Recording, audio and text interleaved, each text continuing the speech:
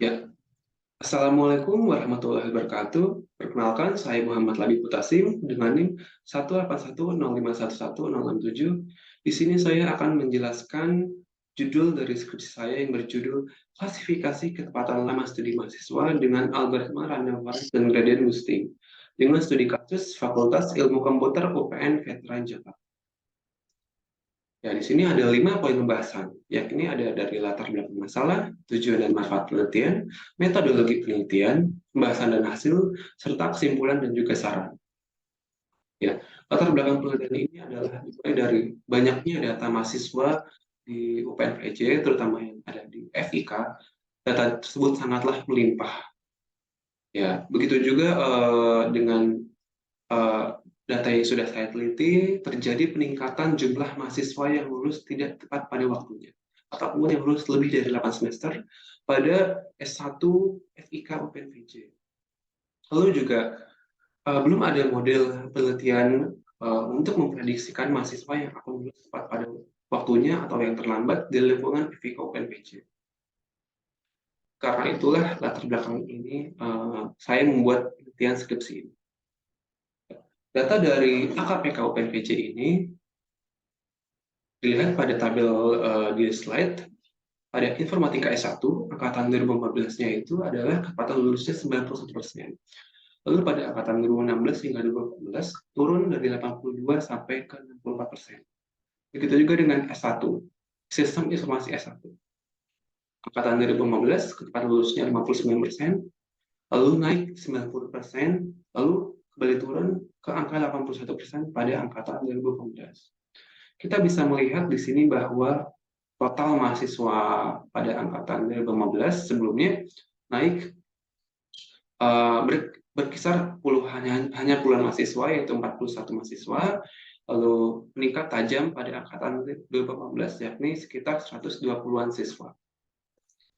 Kita bisa melihat bahwa semakin tinggi jumlah mahasiswa, maka semakin tinggi pula jumlah mahasiswa yang lulus lebih dari 8 semester atau lulus yang terlambat. Ya, di sini di penelitian ini saya meneliti dengan algoritma. Lalu maka rumusan masalahnya adalah algoritma mana yang memiliki tingkat akurasi terbaik antara random forest dan gradient boosting untuk mengklasifikasikan ketepatan lulus mahasiswa. Bagaimana sih algoritma random forest dan gradient boosting mampu mengklasifikasikan ketepatan lulus mahasiswa? Tujuan penelitian ini adalah tentunya untuk melihat akurasi dari dua algoritma yang sudah dibandingkan, yakni algoritma random forest dan gradient boosting. Yang kedua sebagai informasi juga untuk klasifikasi mahasiswa yang lulus maupun yang lulus tidak tepat waktu, untuk memberikan informasi bahwasannya mahasiswa yang belum lulus ataupun belum wisuda agar tahu apakah mahasiswa itu memiliki prediksi akan lulus tepat waktu ataupun lulus terlambat. Lalu dengan hal itu gunanya juga untuk membantu fakultas untuk mengevaluasi kelulusan mahasiswa pada sistem akademik fakultas yang berjalan. Ya, manfaatnya ini juga pihak pengguna ataupun mahasiswa ataupun yang membaca penelitian ini bisa mengetahui tingkat keakuratan klasifikasi ketepatan lulus mahasiswa dengan dua algoritma ini, lalu juga untuk memberikan rekomendasi penelitian ini ke fakultas untuk mengetahui mahasiswa mana yang memiliki potensi lulus yang akurat ataupun lulus yang tidak tepat waktu. Gunanya juga kan untuk meminimalisir mahasiswa yang lulus tidak tepat pada waktu. Lalu batasan masalah ini ada 6. Data mahasiswa yang dipakai atau datasetnya itu S1 Informatika S1 FIK angkatan 2015 sampai 2017, program studinya 2, S1 Informatika dan S1 Sistem Informasi. Algoritma yang dipakai juga 2, random forest dan gradient boosting.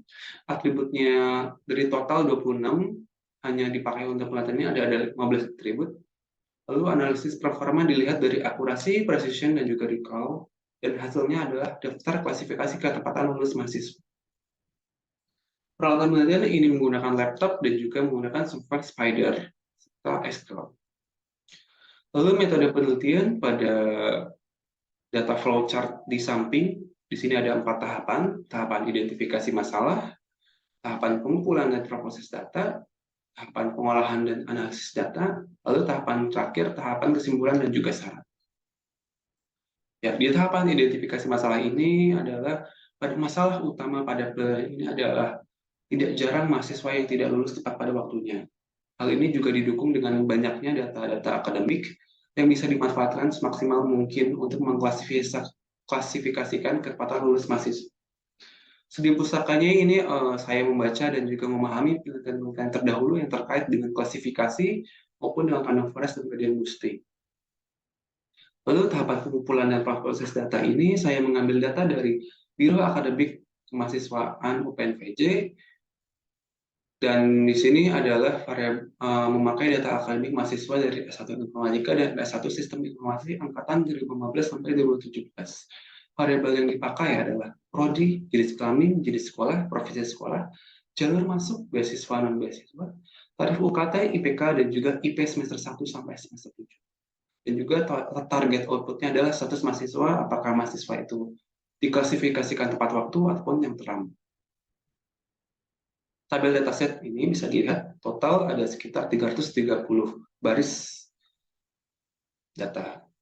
Nah, di tahapan pengumpulan dan proses data ini ada data cleaning, pembersihan dan penghapusan data yang kosong, data transformation, pengubahan data ke dalam format yang tertentu agar sesuai dengan data mining.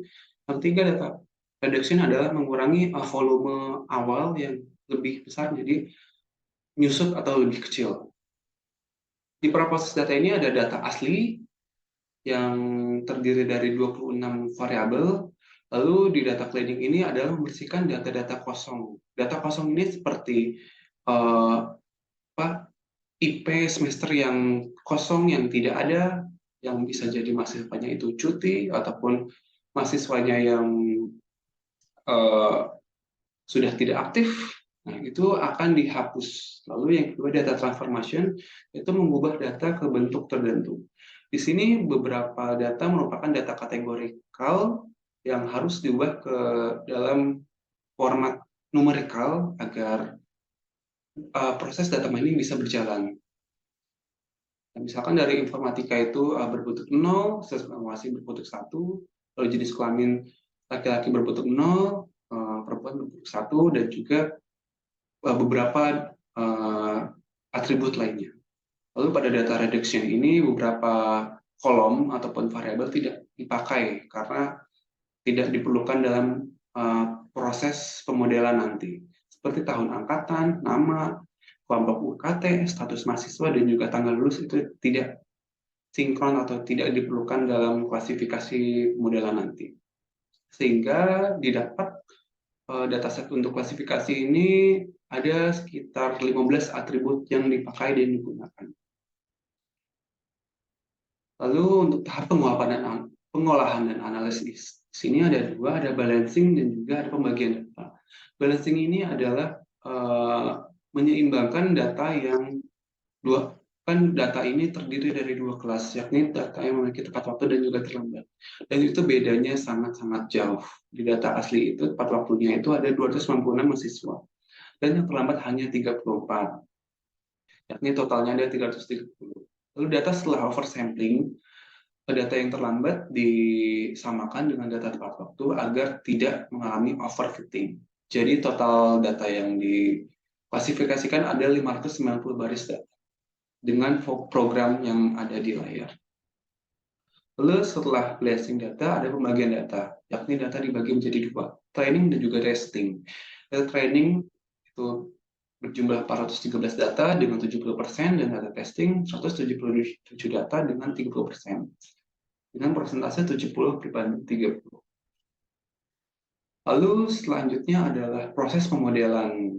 Proses utama yakni proses pemodelan data klasifikasi mahasiswa, di mana ada dua deskripsi. Saya menggunakan dua metode, yang metode menggunakan modelan perhitungan manual, yang kedua menggunakan perhitungan dengan software Spider Python. Ya, untuk penjelasan singkat, algoritma Random Forest itu merupakan algoritma ensemble atau algoritma gabungan dengan tipe baking yang membentuk hutan forest atau membentuk tree. Jadi Random Forest adalah kumpulan dari tree-tree tersebut dan mendapatkan hasil akhirnya adalah dengan cara voting ataupun mayoritas. Penggunaan X3 dalam random forest akan mempengaruhi hasil akhir dan membuat proses klasifikasi semakin baik. Pada gradient boosting ini juga algoritma ensemble yang tipenya itu boosting, di mana menggunakan model Bayesian tree untuk memprediksi nilai. Gradient boosting ini dibuat dengan cara sekuensial, di mana setiap tree yang dibuat merupakan perbaikan dari tree-tree sebelumnya, yang juga cocok untuk klasifikasi. Ya, di sini menggunakan software Spider, di sini menggunakan fungsi random forest classifier untuk random forest dan gradient boosting classifier untuk gradient boosting. Untuk data training-nya, ini saya menggunakan fungsi dengan jumlah tree 100 buah, kriterianya dengan Gini impurity, dan juga kedalaman maksimal 3 node, serta data bootstrapping itu true. Ada gradient boosting, tree-nya juga 100 buah, learning rate-nya 0,01, kedalaman maksimal juga 3 node, dan juga random state-nya adalah 0. Lalu setelah dilakukan pemodelan, akan muncul atribut mana saja yang penting ataupun feature importance. Untuk di sini adalah untuk mengetahui atribut mana saja yang berpengaruh dalam klasifikasi data. Yang tertinggi merupakan IPK dengan value 0,21, lalu ada IP semester 7, semester 6, semester 4, hingga yang terbawah program studi. Lalu selanjutnya dihitung confusion matrix dari data testing tersebut, menghasilkan akurasi pada random forest 84%, precision 84,74%, dan recall 84,75%. Gradient boosting sedikit di bawah random forest, yakni akurasinya 81,92%, precisionnya 82,34%, dan recallnya 82,52%. Lalu dilakukan pengecekan apakah data atau pemodelan ini overfitting atau tidak, dengan cara membandingkan perbedaan akurasi antara data training dan juga data testing. Di sini bisa dilihat bahwa akurasi dari data training dan testing pada random forest dan juga gradient boosting itu tidak memiliki perbedaan jauh.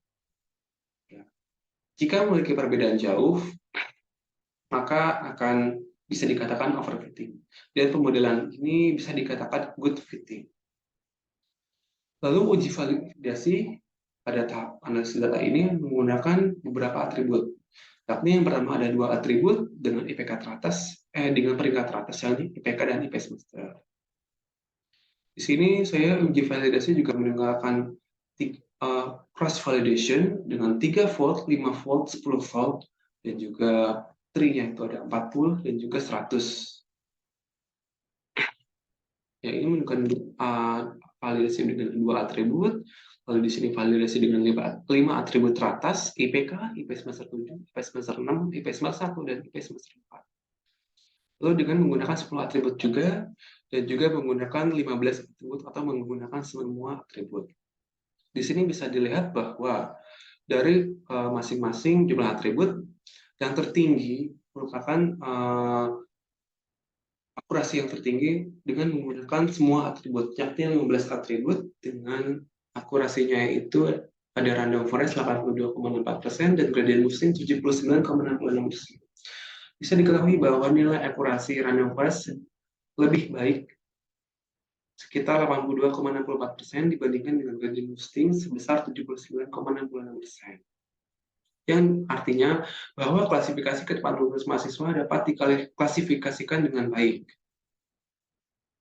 Lalu kesimpulannya adalah klasifikasi pada S1 Epikopen Veteran Jakarta yang menggunakan random forest tingkat akurasinya yang paling tinggi sebesar 82,64 dengan nilai K-fold 10 dan juga tree-nya 40 menggunakan 12 atribut. Pada gradient boosting akurasinya sebesar 79,66 dengan nilai K-fold-nya 3 dan juga tree-nya 100 dengan 15 atribut yang sama.